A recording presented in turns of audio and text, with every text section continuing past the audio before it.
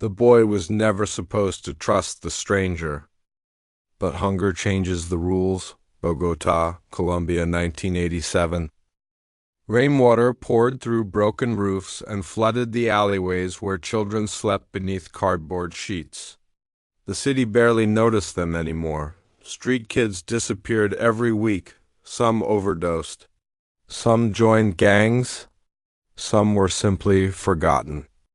So when a smiling man approached 12-year-old Diego with bread and warm coffee, the boy thought maybe God had finally answered him. The man spoke softly. "You look cold." Diego nodded. "I can help you." Witnesses later remembered seeing the boy walk away beside him, carrying the bread like treasure. It was the last time anyone ever saw Diego alive. Years later, investigators would uncover a shallow grave deep inside the jungle. Inside were fragments of children's clothing, tiny bones wrapped in plastic, and a notebook page containing a single handwritten line. "Boy from Bogota. Age approximately 12, cooperative." That note would become one of hundreds. Because the man who took Diego was not simply a killer. He was something far worse, a predator who crossed borders, a hunter who targeted children no one would search for. And according to investigators, he may have murdered more than 600 victims before the world finally stopped him. This is the story of the Colombian serial killer known as the Monster of the Andes, Luis Garavito. In the 1980s and 1990s, thousands of homeless children wandered the streets of Colombia, Ecuador, Peru, and Venezuela. They survived by stealing food, cleaning windshields, or begging tourists for coins. Many had no birth certificates, no parents, no records. If they vanished, no one filed reports.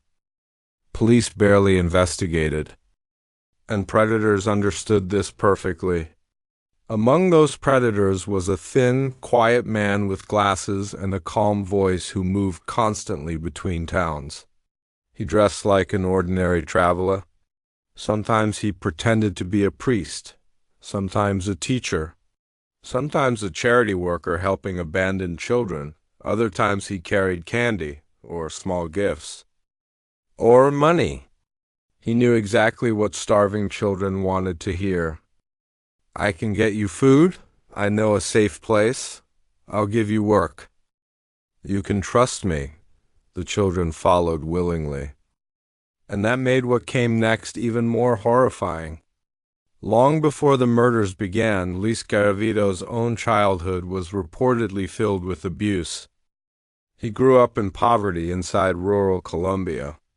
According to later psychological evaluations, his father was violent and alcoholic. Garavito allegedly endured constant beatings and humiliation. Neighbors described him as withdrawn and emotionally unstable. But trauma alone does not create monsters. At some point, something inside him changed. As an adult, Garavito drifted from job to job. He struggled to maintain relationships. He developed disturbing fantasies centered around domination and vulnerable boys. Yet outwardly he appeared harmless. That was his greatest weapon. Unlike many serial killers driven by rage and chaos, Garavito became methodical, disciplined, patient. He studied behavior. He learned how to gain trust quickly. He learned how to identify isolated children within minutes. And then he began hunting. The murders followed a terrifying pattern. Garavito traveled constantly across South America using buses, fake names, and forged stories. He searched bus stations, markets, parks, train yards, any place where homeless children gathered. Witnesses later said he could spot vulnerable victims instantly. He preferred boys between the ages of 8 and 16, especially those alone, especially those nobody would miss. After approaching them kindly, he would slowly gain their confidence before leading them away from crowded areas into forests, abandoned lots, or remote hillsides. Some victims were promised food, others were promised jobs. Others believed he was taking them to shelters.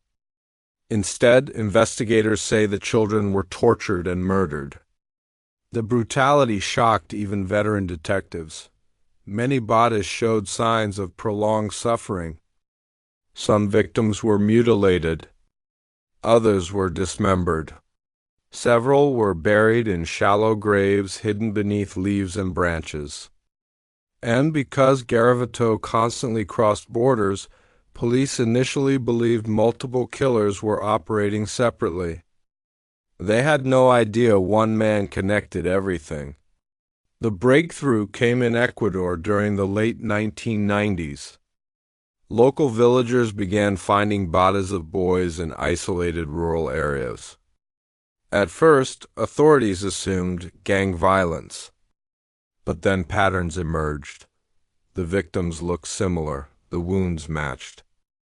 And strange evidence kept appearing nearby: shoelaces, alcohol bottles, pieces of rope. Then investigators uncovered something deeply disturbing. The graves appeared organized, carefully selected, almost cataloged.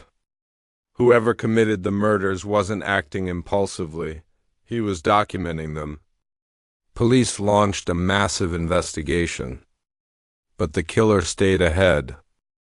By the time authorities connected one crime scene to another, Garavito had already moved hundreds of miles away, leaving more graves behind him.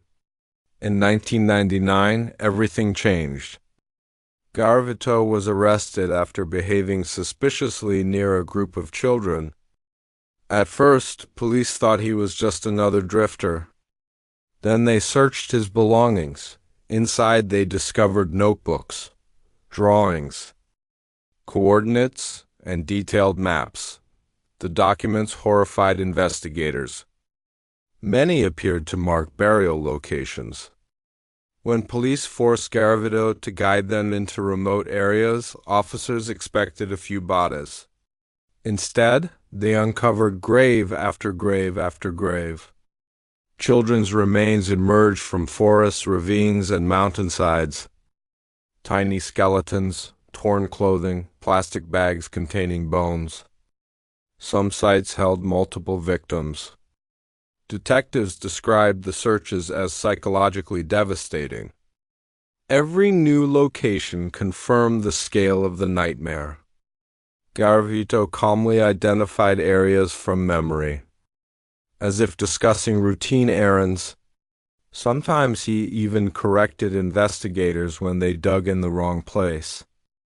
Imagine standing in silence while a killer casually says, "No, the body is 3 meters farther left." That actually happened, and it destroyed the detectives who heard it. Eventually, Garavito confessed, then confessed again.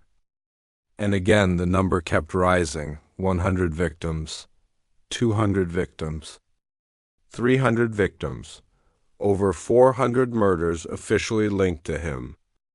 But investigators believe the real number could exceed 600, possibly more. The sheer scale became almost impossible to comprehend. How could one man murder so many children without being stopped? The answer was horrifyingly simple.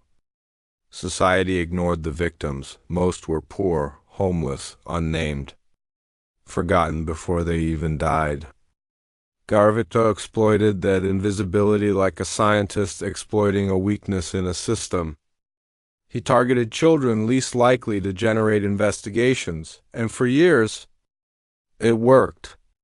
Among the most chilling evidence were Garavito's records. Investigators reported finding detailed notes about victims and locations. He allegedly tracked encounters with disturbing precision: dates, descriptions, routes, burial sites. Some investigators believed the documentation gave him a sense of control and reliving power, like trophies. like memories preserved on paper. Psychologists later described him as highly manipulative and deeply narcissistic. During interviews, he often attempted to appear cooperative and remorseful. But experts studying him noticed something disturbing beneath the surface. A complete emotional emptiness, no empathy, no genuine guilt. Only calculation. One evaluator reportedly concluded that Garavito viewed victims not as children, but as objects, targets. And that realization terrified investigators more than the murders themselves, because it meant he likely would have continued killing forever if never caught. Recovery teams spent years searching remote terrain. Some investigators became physically sick during excavations. Others quit entirely. The graves were everywhere: mountain trails, riverbanks, jungle clearings. Some victims were so badly decomposed that identification became impossible. In many cases, families never learned whether recovered remains belonged to missing children they once loved. Even today, countless victims remain unnamed. Think about that. Hundreds of children vanished into history without identities, without funerals, without justice fully completed, just bones beneath dirt. And somewhere in evidence storage rooms across South America sit boxes filled with fragments waiting to be identified decades later. Then came another shock. Despite the unimaginable scale of the crimes, Colombian sentencing laws created a terrifying possibility. Garavito could eventually become eligible for release. The public exploded in outrage. Families of victims demanded legal reforms. International pressure mounted. How could someone accused of murdering hundreds of children ever walk free? Authorities argued over sentence reductions tied to cooperation and confessions. Some officials claimed his assistance locating bodies justified legal leniency. Others called that idea monstrous.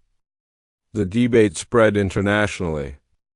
Human rights groups, politicians, investigators, and grieving families clashed over what justice should look like for crimes beyond human comprehension. For years, fear grew that one of history's deadliest serial killers might someday leave prison. Psychological evaluations painted an unsettling picture. Experts found little evidence of rehabilitation. Reports described persistent manipulation, narcissism, and lack of remorse. Garavito often attempted to portray himself as misunderstood. Sometimes he blamed society, sometimes his childhood, sometimes alcohol. But evaluators repeatedly concluded he understood exactly what he had done, and worse, he appeared emotionally detached from it. Detectives who interviewed him described eerie calmness, no panic, no breakdowns, no horror at recounting murders, just facts. Like a man reviewing business records. That cold detachment became one of the defining characteristics of the case. Because many killers murder in bursts of rage, Garavito murdered with organization, routine, planning, and patience. For the families, the pain never ended. Some parents spent years searching for missing sons before discovering their remains in police photographs. Others still have no answers. Entire communities across Colombia, Ecuador, and neighboring countries continue searching archives, DNA records, and excavation reports hoping to identify unnamed victims. Imagine living decades not knowing whether your child ran away or lies inside an unmarked grave. That uncertainty destroys people. And for many families, there was another unbearable truth. Their children were targeted because society considered them disposable. Street children, poor children, invisible children. The case forced entire nations to confront how easily vulnerable people can disappear when nobody protects them. Even today, the case remains one of the worst serial murder investigations in modern history. Law enforcement agencies continue attempting to identify remains connected to Garavito's confessions. Some burial sites may never be found. Some victims may never be named. And the full number of murders may never be known. That uncertainty creates a uniquely haunting legacy. Because somewhere across South America are families who still don't realize their missing child became one of his victims. And somewhere in forgotten police archives sit photographs, clothing fragments, and evidence waiting for answers that may never come. The monster of the Andes didn't just murder children. He exposed how easily society overlooks the vulnerable, how predators thrive when victims are ignored, and how evil can hide behind something as ordinary as a smile and an offer of help. Late at night, some investigators involved in the case admitted they still think about the maps, the handwritten coordinates, the endless graves hidden beneath forests and hills, each location representing a child who trusted the wrong stranger one final time. Hundreds of lives erased so quietly that the world barely noticed until it was almost too late. And perhaps the most terrifying part of all, if those graves had never been discovered, would anyone have realized how many children were missing? Or would the monster simply have continued hunting forever? What do you think creates someone like Luis Garavito? Pure evil, childhood trauma, or a combination of both? And do you believe people capable of crimes like this can ever truly be rehabilitated?